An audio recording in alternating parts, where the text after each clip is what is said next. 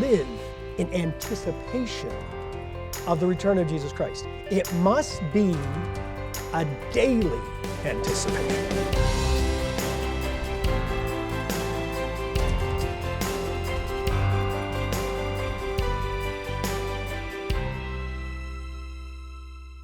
People thought it was the end of the world. Tens of thousands believed that Jesus was about to return. Across New England, farmers gave up their land. People actually threw away their money. Thousands gathered in churches and homes. They camped out in meadows, anticipating the most dramatic event in history. As night fell, the excitement and anxiety was so intense. Believers sang hymns, they prayed, they talked with each other about what is it going to be like in heaven. As midnight approached, the feeling of expectation, well, you can imagine, it was almost unbearable. Then midnight passed. Confused and stunned people waited through the early morning until dawn revealed Jesus hadn't returned. The date, October 22nd, 1844. The event is known as the Great Disappointment, and it contains lessons for those today who are waiting for the return of Jesus Christ. Are you anticipating the return of Jesus Christ? Are you looking forward to that? How do we not make the same mistakes and anticipating the future that they made? You know, we can learn much from the Great Disappointment, especially from their misunderstanding of biblical prophecy about the events that lead up to Christ's second coming. Today, we're going to talk about some prophetic signs of Christ's return and how to anticipate those events in your life right now, today. Our topic today is, are we living in the time of the end? Now, to answer that question, we have to actually answer another question. The end of what? Are we living in the time of the end? The end of what? You know, today we're not going to talk about doomsday. I'm not going to talk about the end of the world. We've seen the movies where the earth is destroyed and people are just eking out a living in the darkness. That's not what we're going to talk about. Although we are going to talk about a few bad events the Bible predicts. But this is a message of hope. This is a message about the only hope we really, really have. And we're going to begin with the words of Jesus Christ in what is known as the Olivet prophecy. Jesus was with his disciples on the Mount of Olives, and they asked him a very important question. We're picking this up in Matthew 24. He says, he's gathered them together, and they said to him, "Tell us, what will be the sign of your coming and the end of the age?" Now, Jesus' disciples wanted to know about his coming. Now, he was already there. That's a strange question. Except that you realize they knew the Old Testament, what we call the Old Testament, the Bible. And they knew that God had predicted that he was going to send his anointed one, the Messiah, to set up God's kingdom on this earth. So their question is, when is the end of this age? They didn't ask, when will the world be destroyed? In 1844, those people thought the earth was going to be destroyed by fire. They thought Jesus was going to come, take them away. And remember, this was tens of thousands of people all across the eastern seaboard. And it didn't happen. But then they thought the earth was going to be destroyed. They asked, when is the end of this age? What age? You know, to answer that question, we have to go clear back to the beginning. We have to go clear back to the beginning of Genesis. Adam and Eve were created by God and lived in the perfect world. A perfect relationship with God and a perfect relationship with each other. They had the only time in history, for a short period of time, there was a perfect marriage. That's what they experienced. And then Satan was allowed to come into the garden. Now, I say Satan was allowed. Understand, Satan didn't sneak in. You know, God didn't somehow turn his back, was looking at something else, and suddenly Satan sneaks in. That's not what happens. God allows him to come in because all they'd ever known was good. And God was literally going to say, there is another way, and you're going to have to choose which way you want. And he came in, and he convinced them of a different way. And Adam and Eve were expelled from the Garden of Eden. And they entered a new age. They entered a new time. In the New Testament, the Apostle Paul says that Satan is the god of this age. You know, that's actually a surprise for a lot of people. What do you mean Satan is the god of this age? I mean, there's God. God rules everything. He's the creator. That's true. God's still on his throne. God hasn't lost control. God still has total power. Okay? God is God. That's not the issue.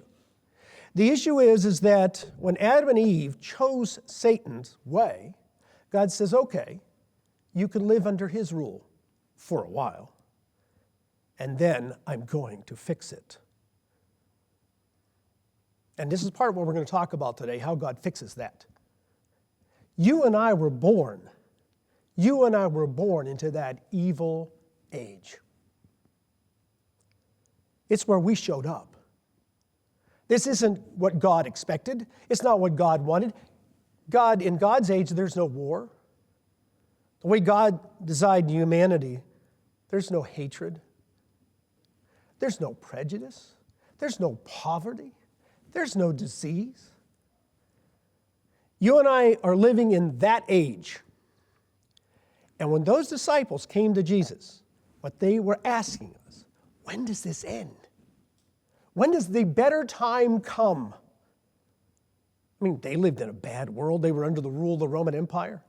God has allowed Satan to rule. But there is coming a time when he says it's enough. And that was a plan from the beginning. When they were kicked out of the Garden of Eden, God didn't say, boy, I messed this up. Now what am I going to do? I got to think this through. I got to somehow fix this. No, Satan's going to have it for a while, and then I'm taking it back. And you're all going to learn. There's two ways. One way works, and one way doesn't. And that's why this isn't about doomsday. This isn't about, the just destruction of humanity, as the people in 1844 thought. This is the only hope we have. And as we go through here the Olivet prophecy, what we're going to see is that Jesus Christ said, in fact, if he doesn't come back, it is going to be the end of humanity. He doesn't cause doomsday. He saves us from it. And this is at the core of the Christian vision of life, our worldview, and our hope. Now, all of you received, when you came in, a study guide. I want you to pick up your study guide here. Turn to page number 23. Now, at home, if you would like a free copy of this study guide, all you have to do is call the number on your screen. You can call it right now, or you can go to beyondtoday.tv, and you can download it, order your free copy, and you can follow along too. So you have your study guide. Now, I'm just going to show you on page 23, you see the heading of this section. Jesus Christ, Olivet Prophecy, where are we now? Now, when you go through this part of the study guide, what you're going to see is there are a list of things that Jesus said, these things have to happen before I return, before I come back. Now, I'm going to go back to Matthew 24, because here's where Jesus begins that list. It's a rather long list, and it goes on for many verses, but we're going to look at just the beginning of the list. So Jesus answers the question about the sign of his coming and the end of the age. He says, take heed that no one deceive you. He starts with, be careful because people are going to tell you things different than what I'm telling you. For many will come in my name saying, I am the Christ, and will deceive many. And you will hear of wars and rumors of wars. See that you're not troubled, for all these things must come to pass. But the end is not yet. For nation shall rise against nation and kingdom against kingdom, and there'll be famines and pestilences and earthquakes in various places. And these are the beginning of sorrows. And this is actually the beginning of his list. It actually gets worse. This list he gives is a very important list. Just think about it. We could go through this list and say, well, it's always been like that. There's always been religious deception. But I want to stop a minute. Because what Jesus is talking about here isn't just what's always happened. When we go through the Olivet prophecy, and we're going to read a verse in a minute that really brings this into focus. What he says is, this is going to be worse than any time in history. And the religious deception here has to do with people understanding Christ. This is going to be false Christianity. It isn't Islam. It's not Hinduism. It is a Christianity that basically does not recognize and follow the true Jesus Christ. There's going to be unprecedented wars. There's always been wars. You think about the horror of World War I and World War II. Hundreds of millions of people dead, homeless, lost, sick, injured. And what he says, this is going to be worse than those wars. He talks about famines. There's always been famines. But this is going to be global in scale. Disease epidemics. And of course, the great fear today is things can be passed through air travel so quickly. Something like Ebola, if it gets out of control, becomes airborne, could kill tens of millions. Massive earthquakes. I said, well, these things have always happened. I thought this was going to be a message of hope, and it's just all this gloom and doom and bad things. And Jesus said, before I come, you're going to have to see these things happen. You know, in 1844, if they really would have understood the Olivet prophecy, they would have never made the mistake of thinking that Jesus would come back. That what's called the Adventist movement wasn't just one church. There were churches or people from all different kinds of churches and denominations thinking Jesus is coming back. But he wasn't. And I can tell you, when we look at these things right now, at the level and the scale that he's talking about, it's not going to happen tomorrow either. But it could happen quickly. It could happen quickly. Remember, Jesus is predicting a time when these things happen on a massive scale. Now, that's a little frightening, I admit. But you know, being frightened isn't going to keep it from happening. What we have to do is zero in on what happens afterwards. Back here in Matthew 24, if we go on just a few more verses, because he goes on, the list gets pretty long of things that are going to happen. And then he says this, in Matthew 24, he says, after these things get worse and worse and worse and worse, for then there will be great tribulation, such as not been since the beginning of the world until this time, no, nor ever shall be. So no matter what we can come up with that's happened in history, the bubonic plague, the great wars of time that wiped out entire populations, he says that's not what this is. This is worse than that. And then he makes this incredibly profound statement. And unless those days were shortened, no flesh would be saved. But for the elect's sake, those days will be shortened.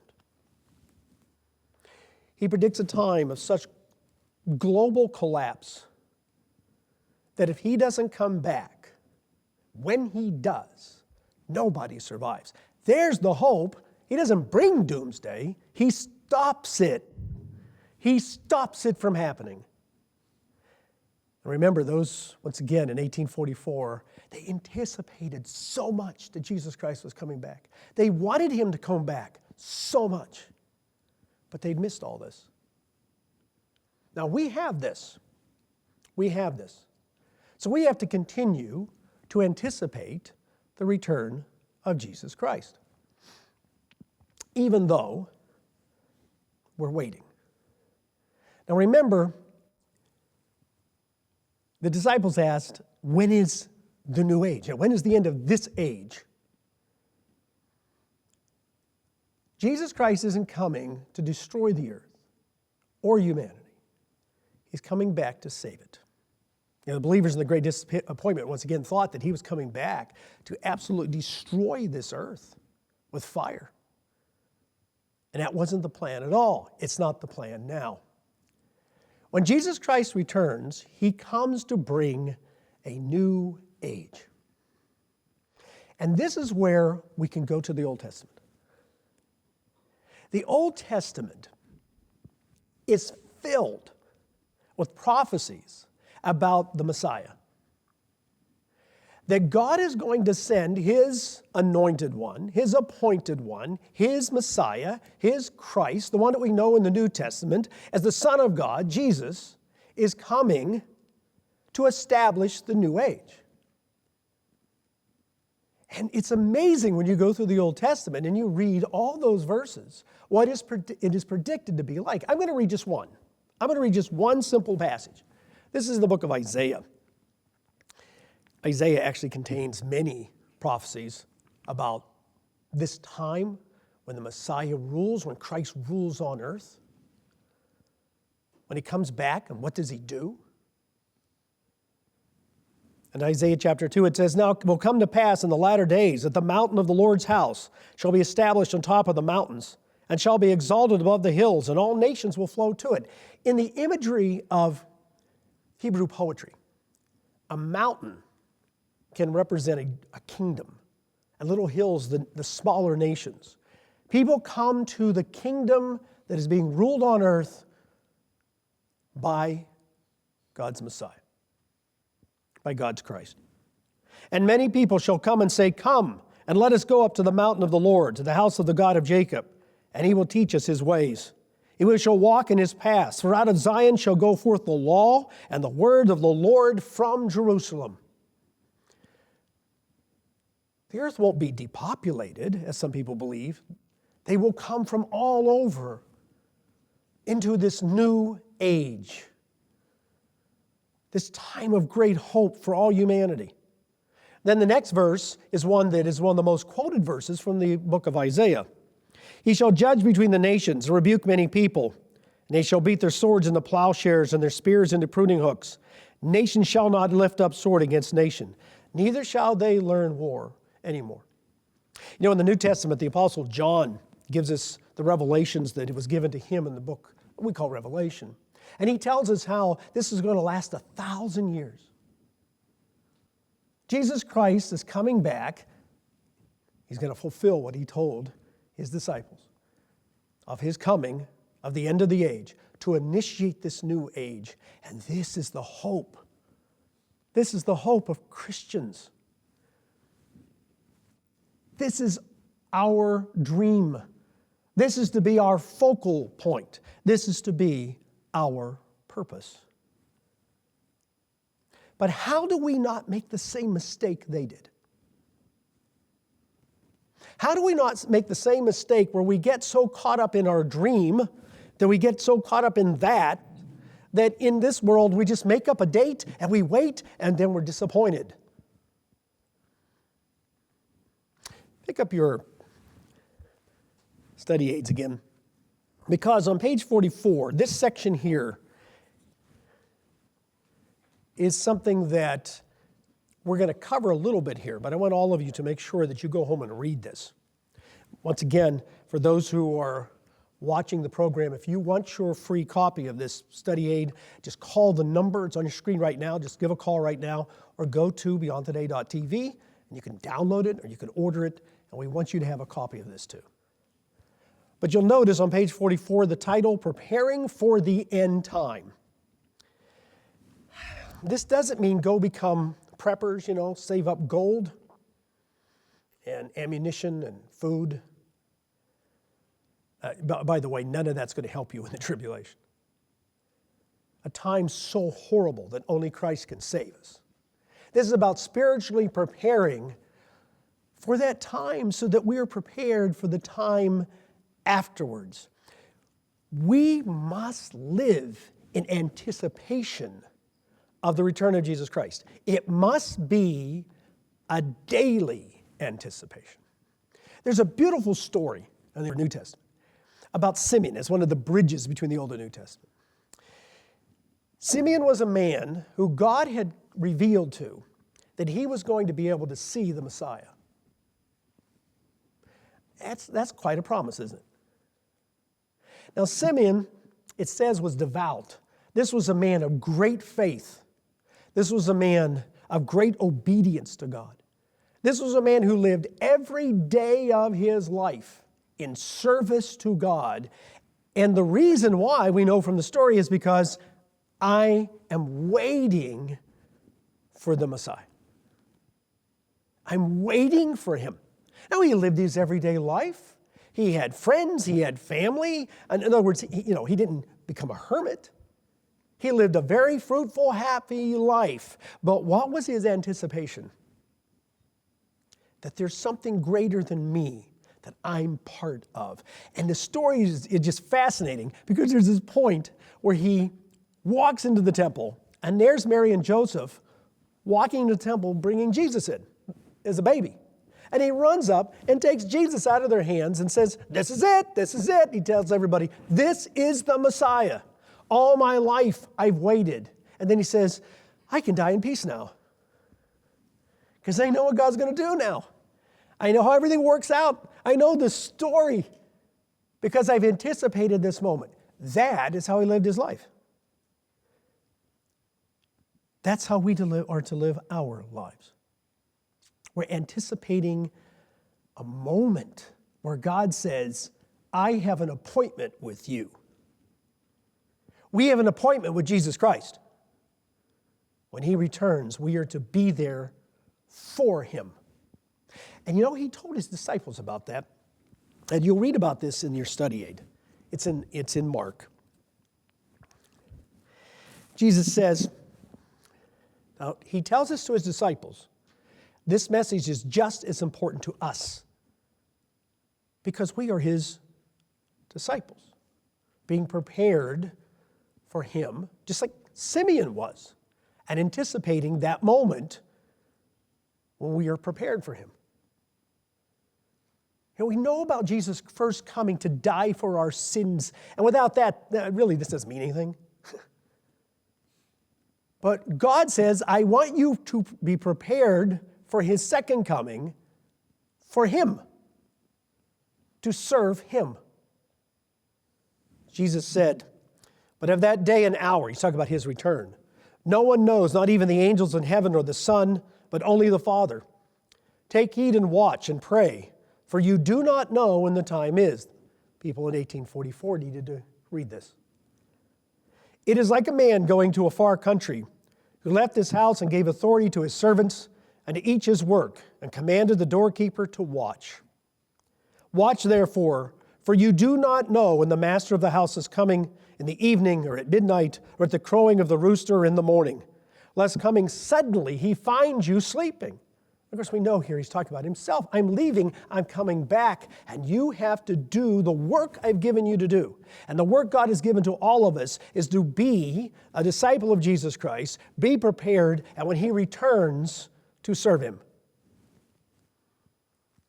That's what this life is all about. And you have to anticipate that. You have to want it. You have to want it with the same intensity that Simeon wanted it. That's how he lived every day. Jesus finishes with, "And what I say to you, I say to all, watch." Watch. Christians who are anticipating Christ's return will live in daily preparation for his return. They will be living by his standards, his values, his teachings, his laws, the laws of the age to come. And what this means is, and let's face it, Christians who are anticipating Christ's return will be out of step with the values and standards of the present age. And there's where we have to understand we will never fit in. You can never fit in. If you fit in, you won't be part of the new age. In fact, listen to this very carefully. When we find ourselves in comfortable compliance with society, then there's something wrong with our Christianity. And I'm going to repeat that. When we find ourselves in comfortable compliance with society, we just fit in. There's something wrong with our Christianity. I'm not saying that we don't enjoy life. We do. I'm not saying that somehow, we got to be unhappy. That's not what we're talking about. But when our values and standards are just like everybody else around us, this is what? The evil age. You and I live in the dark ages. So if we're just like the dark ages, we won't understand the age of light when it comes. Today's message is very simple. The age we live in is evil, transitory, and it will end. Understand that. It's evil, it's transitory, and it will end. Jesus Christ is returning to establish a new age. He's coming back, folks, and he has people who are to anticipate that and live for it. And Christians must resist fitting into this present age by anticipating Christ's coming. Because we want to be part of it. It's who we are because that's who God says we are. This all comes down to who are we? Who are you? Are we who we are? We think we are self-made people, or do we become who God says we are, the children of God? If nothing else, I hope you'll get on your knees after this program and ask God to fill your life with the anticipation of Jesus Christ. Not just the knowledge, but the anticipation, the motivation, the reality of it, so that you live it. I also hope that you will get your free copy of our study aid. And I truly hope that you get out your Bible and discover God's vision of Christ's reign on this earth. Please call for the free literature offered on today's program, Are We Living in the Time of the End? When you do, we'll also send you a free 1-year subscription to our Beyond Today magazine. The Beyond Today magazine brings you understanding of today's world and hope for the future. 6 times a year, you'll read about current world events in the light of Bible prophecy, as well as practical knowledge to improve your marriage and family, and godly principles to guide you toward a life that leads to peace. Order now. Call toll-free 1-888-886-8632 or write to the address shown on your screen. Call today to receive your free booklet and your free 1-year subscription to Beyond Today magazine.